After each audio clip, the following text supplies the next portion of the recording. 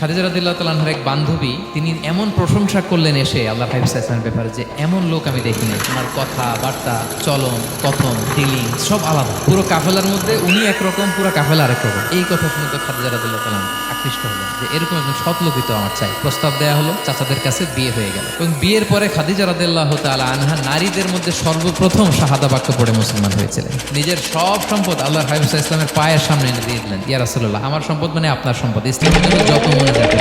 পরবর্তীতে মদিনায় যে খায়বার যুদ্ধের পরে অনেক সম্পদের ব্যবস্থা করা হলো। ছোটবেলায় ইয়াতিম ছিলেন, আল্লাহ টেক কেয়ার করলেন। পথ খুঁজতেছিলেন, আল্লাহ পথ দেখায় দিলেন। আর্থিক সমস্যা ছিল, এটাও আল্লাহ দূর করে দিলেন। এবার আল্লাহ তাআলা বিশ্বকে 3টা ওয়ার্ক প্ল্যান দিবেন, কর্মসূচি। 1 নম্বর কর্মসূচি হচ্ছে এতিমের সাথে কখনো কঠোর আচরণ করবেন না। 2 নম্বর হচ্ছে ফরিয়াদিকে ধমক দিবেন না। 3 নম্বর ওয়া আম্মা বিনিআমাতি রাব্বিকা ফাহাদ্দিস, আল্লাহ নেয়ামতের বর্ণনা করেন, শুকরিয়া করেন। কারণ আল্লাহ তাআলা আমাদের অনেককে ইয়াতিম বানায় নাই, আমাদেরকে ফরিয়াদি বানায় নাই।